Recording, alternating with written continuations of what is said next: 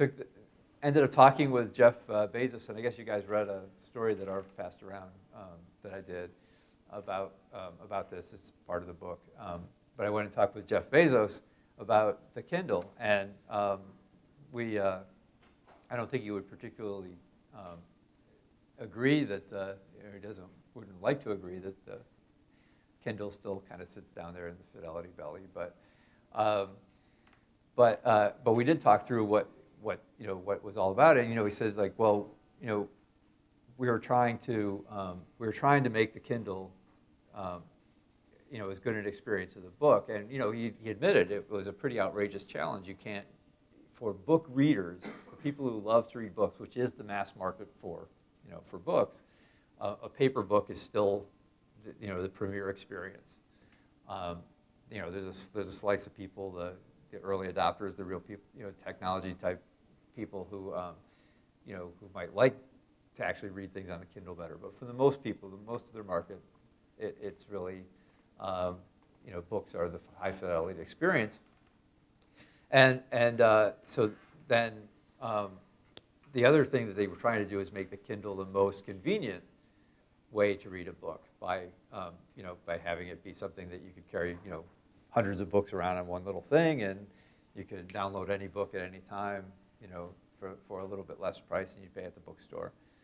And arguably at this moment in time they've succeeded at neither, because for most book readers the paper book is still a better experience than reading on a Kindle. And the Kindle is still priced at $350 or $400, which to most people is not a very convenient thing to do. I mean, you always had to buy something to play your music on, so you were willing to go and buy an iPod, even though it cost a couple of $100. But nobody ever had to buy something to read a book on before. And so you're making people buy something to read a book on, learn a new technology, learn a new way to download these things. And for most people, it's not all that convenient. And until they drive the cost of a Kindle down to like $100, and people get more comfortable with the technology, it's not going to be there. It's the same decision that Reed Hastings came to at one point, when he decided not to put things on the internet yet. Spent a lot of time with Motorola covering what happened with them and the Razr and why Motorola kind of declined over the last 10 years or so. And the Razr, when the Razr first came out in the early 2000s, it was the epitome of fidelity in cell phones. There had been nothing like it up to that point. Cell phones had been kind of clunky and not very sleek and not very, really never been a cell phone that everybody oohed and ahed over. And so Motorola came out with the Razr, and it was the coolest thing going. And it was like the kind of thing like the iPhone in the earliest days. You pulled it out and people said, "Oh my God, what's that?" I got to get one. They cost $600 when they first came out. People bought them anyway. It was this super high fidelity brand, and Motorola's pretty much screwed it up by they did two things wrong. One was that they didn't invest in the brand at all, and the technology didn't change, and digital phones came out, and the Razr wasn't keeping up technologically. But also they did something else, which was that they decided to make the Razr a super mass market product. They drove the prices down. They drove it into the marketplace until it became, the phone your grandmother got when she signed up for a 2-year plan.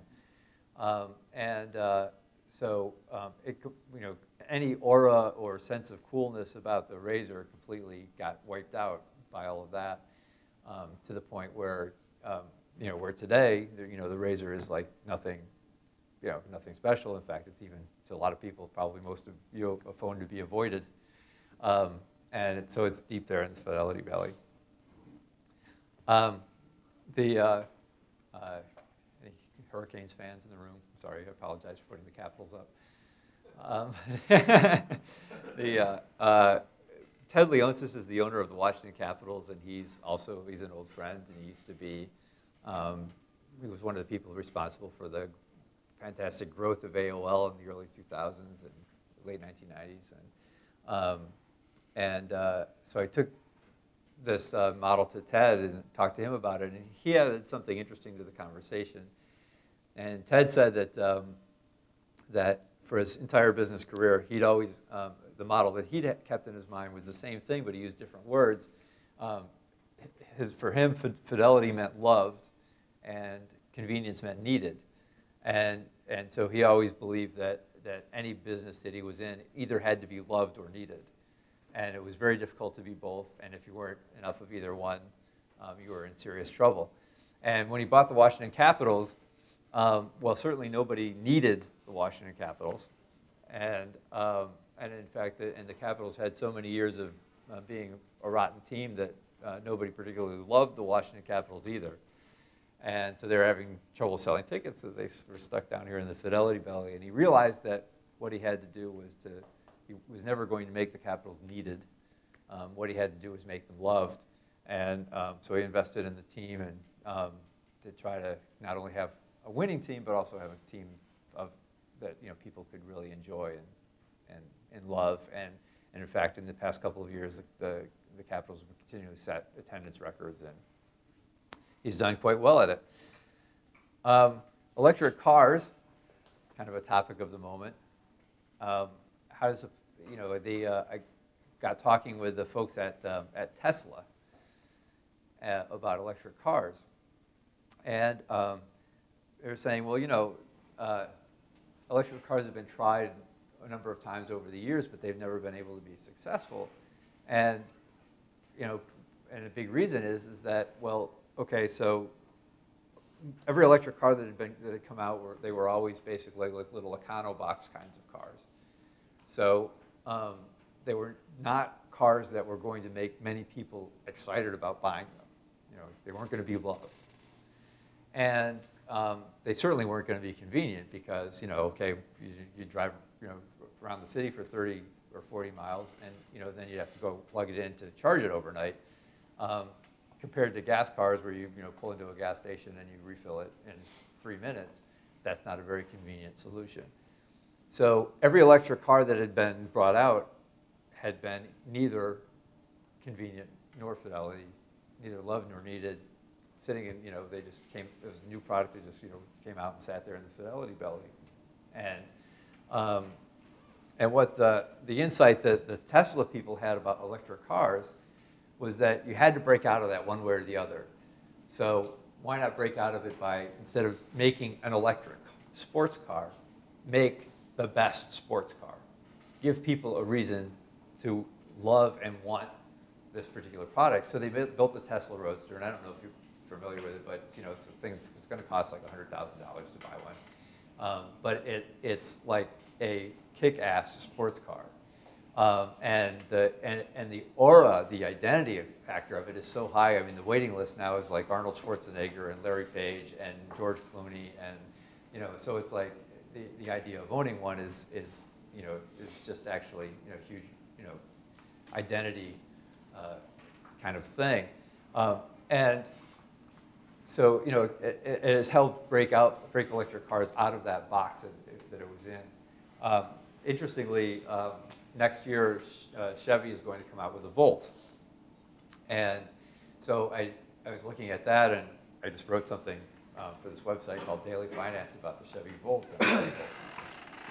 Okay, so they're going to come out with a Chevy Volt, which looks like basically like a Ford Focus, and it's going to cost $40,000, and it's going to be able to go 40 miles, on a charge.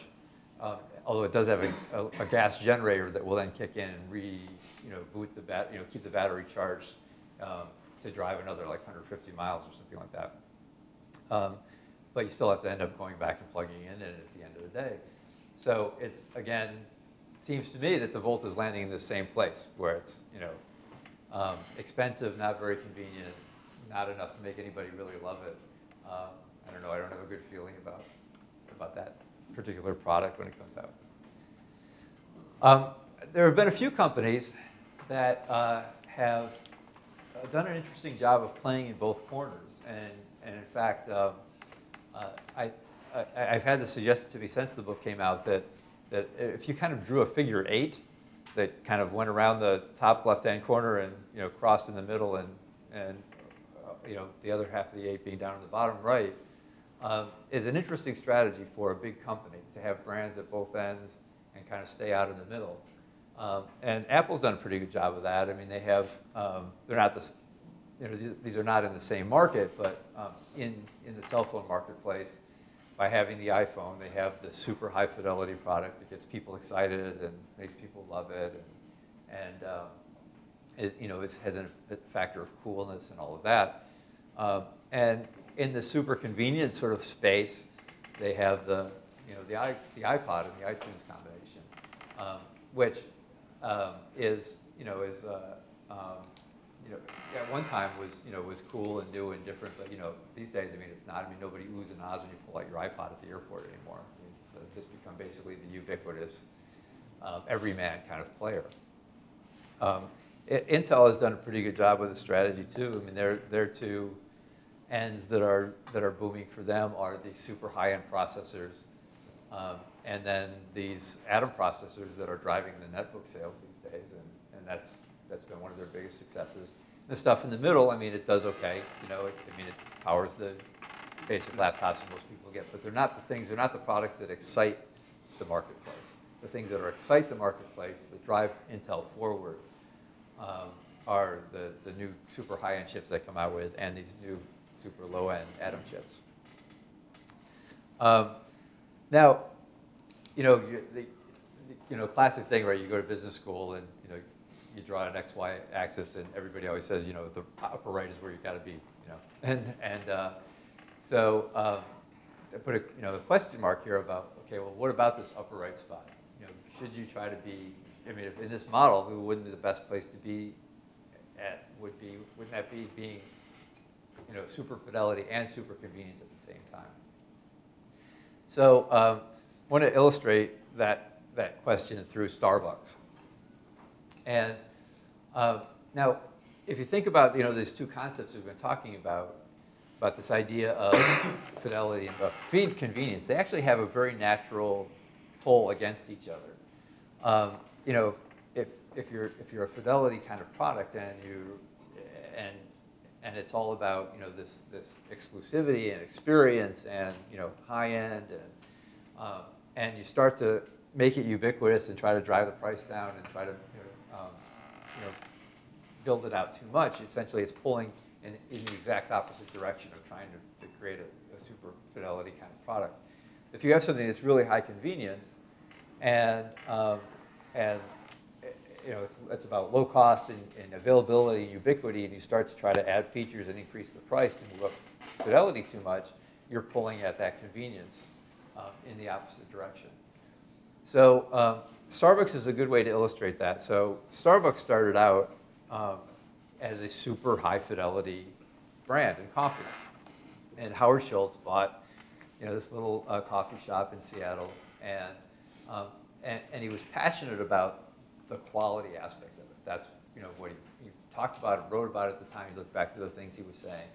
That to him, Starbucks was all about trying to create this great experience in the stores that was someplace you felt like you were at home. It was special to you.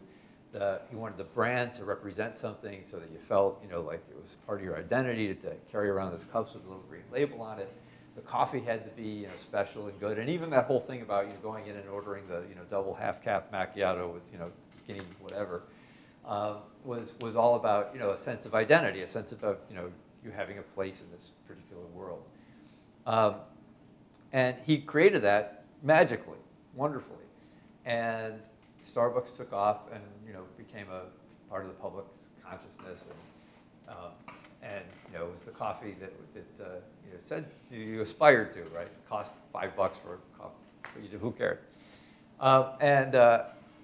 But the next thing that Starbucks did was as Schultz sort of ended his tenure and he handed off to some new management, is they started to drive really hard in this direction. They wanted to try to, they thought they could keep this fidelity and try to create something that was absolutely ubiquitous. They go store after store after store, and every place across the street from each other. The joke in The Onion, loved was new Starbucks opens in restroom of old Starbucks. So it got to a point where that it just they got out here for a moment in the mid-2000s, and then essentially the wheels started to come off about 2006 or so, and the same-store sales started to drop off. The stock price took a dive. There was a lot of pressure on management for what was going on here. And what had happened was a bunch of things had happened. Well, by the more they tried to drive out to the mass market, the quality of what they were offering was declining. They couldn't train baristas fast enough, so they were not making the products right. They had switched to these automated coffee machines to try to keep up with the demand, but the automated machines, most people felt, didn't make the coffee as good as the old places. And Starbucks had completely blown up this idea of creating an experience of a place to go to. I mean, opening little kiosks in grocery stores and selling instant coffee is what they're doing now. It's making an ice cream brand and all this other stuff. I mean, it just started to dilute that brand until Starbucks became not so cool anymore. And in fact, if you wanted to really be cool, it started to be like, you went to Caribou Coffee, or you went to some other little independent shop. I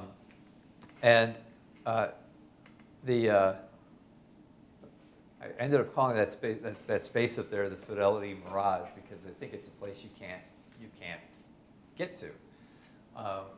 That if you try to drive for that spot where you try to be the super fidelity and super convenience, the tensions between those two just start to pull at each other, and until the whole thing starts to fall apart. And if you look what Starbucks has done since then, Schultz came back, and he started making all these pronouncements about getting back to fidelity. And he shut down half the shops in the U.S. for a day at one point to retrain all the baristas. They started closing stores to pull back and get out of some of these places like the kiosks and grocery stores and stuff like that. So it's all been about trying to pull back and regain some of the quality of the experience they had. And that's an interesting question for Starbucks, is once on the aura side of things and the coolness side of things, is once you lose it, can you get it back? And that might be a really difficult thing for them. And by the way, the Fidelity Mirage is where where you two in your living room would sit. That's not a viable place to be. So to finally get around to this idea of, well, how is this useful to what you're doing? And again, it's a lens. It's a way to think about things. It's a way to try to understand markets, something else to apply as you're trying to figure things out. And one way you can use it certainly is to understand where you are. If you are managing a product, or if you're coming out with a product, you have a company idea, understanding what it is that that you're offering and where it sits on this continuum for the market you're trying to address can help you understand what you need to invest in and what you need to try to do. And if you were Motorola in the early 2000s and you looked at this and you understood what Razr was and what you created this high fidelity, very cool brand, you would have made the decision to invest in that and to say, okay, that's what we need to do. We need to keep this, as that. And if we want to introduce, low-cost cell phones, we should do it under another brand maybe, or or a sub-brand of some sort. But understand what you've got and continue to play that game. And understanding similarly where you need to go. If you can use this and make a hard assessment about a product or service that you're offering, and you say, well, okay, hey, if the market that we want to address, we sit in this, in this fidelity belly. We have to make a decision to go. Either we're going to be convenient or we're going to be fidelity. If we want to address that market, which direction do we have to go in, and how do we do it?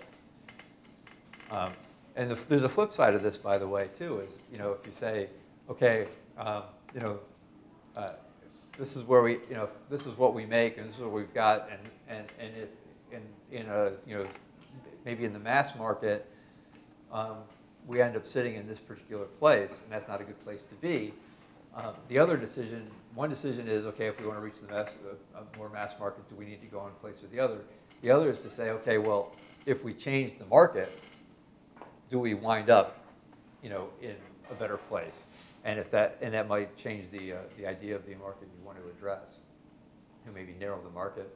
Newspapers are an interesting example of that. Is you know, newspapers are deep in this Fidelity belly now, and you're not going to change the print newspaper enough to appeal to, you know, to the mass market right now. But if newspapers were to go through an exercise and say, okay, well, what is the market that we still would appeal to?